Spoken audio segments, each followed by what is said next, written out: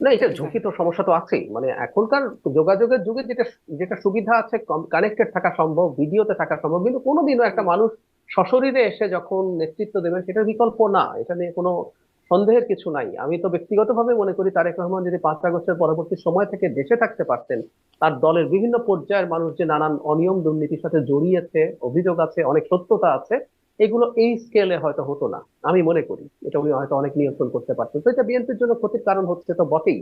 তবে এই যে উনি আসছেন না, এটা দিয়ে বিএনপি কে যে মানে ওনাকে যে তাচ্ছিল্য করার প্রবণতা আছে, সেটা বিএনপি যদি ঠিক মতো তার ন্যারেটিভ কে সেট করতে পারে। তো একটা ছোট উদাহরণ দিই।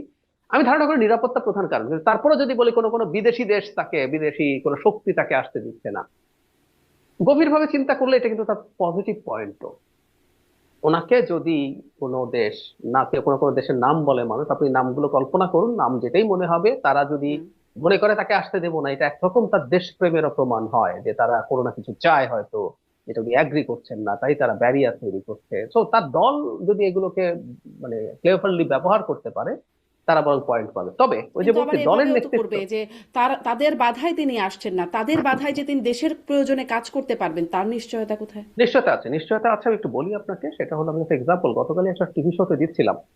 আপনি ক্ষমতায় যখন আছেন আর যখন ক্ষমতায় থাকছেন না, দুটো একদম আলাদা ব্যাপার। একটা খুব চমৎকার এক্সাম্পল হচ্ছে এরকম, দীর্ঘদিন থেকে ইন্ডিয়ার শ্রীলঙ্কায় তো চায়না আর ইন্ডিয়ার ফাইট হচ্ছিল। হুম। যেটা হয়েছে, গোতাবায়া রাজাপাকসা আর মাহিন্দা রাজাপাকসা, প্রথম মাহিন্দা ছিলেন, এরা পুরোপুরি চায়নার দিকে চলে গেলেন। আমাদের মনে আছে না যে অপ্রয়োজনীয় হুম। প্রকল্প দিচ্ছে, হাম্বানটোটা পোর্ট করছে, তারপরে হুম। পোর্ট সিটি হ্যান ত্যান অনেক কিছু করছে। পুরোপুরি যখন তার পকেটে চলে যায়, তখন ইন্ডিয়া ডিসাইড করলো না, আমাকে তো এখানে একজনকে, আমার কে সাক্ষ্য দেখবে একজন বসানো দরকার। তখন মাইত্রীপালা সিরিসেনা, এই ভদ্রলোক মিলিটারি চিফ ছিলেন, এই আহ, রাজাপাকসা, মাহিন্দা রাজাপাকসার অধীনে তারা একসাথে, তখন যখন তামিলের উপরে ম্যাসাকার হয় তখন হুম। কিন্তু সিরিসেনা মিলিটারি চিফ ছিলেন।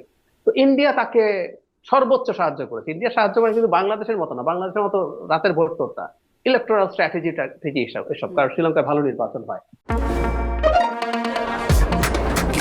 শুধুমাত্র সিটি ব্যাংকে অ্যাকাউন্ট থাকলেই করতে পারবেন গুগল পে, তাই অ্যাকাউন্ট খুলুন আজই।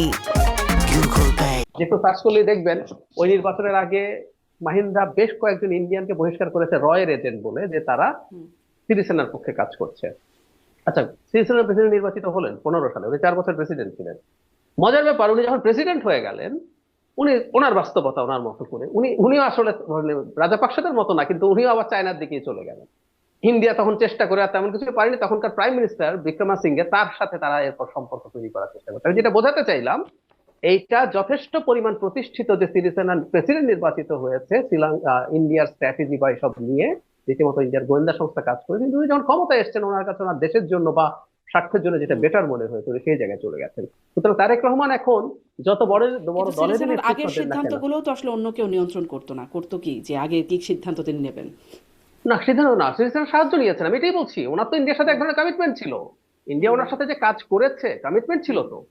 কিন্তু উনি সেটা যখন ক্ষমতায় গেছেন, উনি একটা ডিফারেন্ট মানুষ। আমি এটাই বলছি যে তারেক রহমান এখনো ক্ষমতায় আসেননি। আপনি যখন একটা ক্ষমতায় আসবেন, এবং জরুরি কথা, আপনি যখন হুম। ভোটে নির্বাচিত হয়ে আসবেন, হাসিনার মতো আসলে হবে না।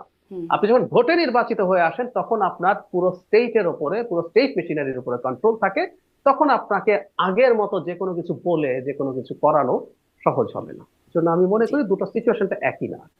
আমি ব্যাসরা ফুয়াদ আপনার কাছ থেকেও একটু এই বিষয়ে আপনার মন্তব্য জানতে চাই, সাথে সাথে এটাও একটু জানতে চাই যে এই যে এই বিষয়টা স্পষ্ট হচ্ছে না, তাকেই জানাতে হবে। আপনার কাছেও একটু আগে জানছিলাম, আপনিও বলছিলেন, ব্যাখ্যা করছিলেন তো তার এই বিষয়গুলো নিয়ে এত ধোঁয়াশা রাখা হচ্ছে কেন? এটা কারণ ধরেন তার স্ট্যাটাস কি, এটা নিয়ে তিনি যুক্তরাজ্যে যে আছেন তিনি কোন স্ট্যাটাসে আছেন সেটা নিয়ে যখন বেশ কদিন 5-6 মাস আগে সম্ভবত ভারপ্রাপ্ত পররাষ্ট্র সচিবকে জিজ্ঞাসা করছিলেন সাংবাদিক একজন, তিনি বলছিলেন যে তার জানা নাই।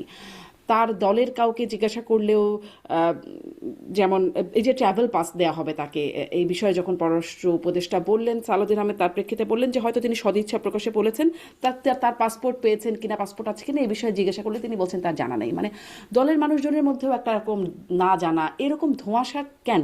মানে একটা রহস্য কি তৈরি করে রাখা হচ্ছে, নাকি আসলেই কোনো রহস্য আছে?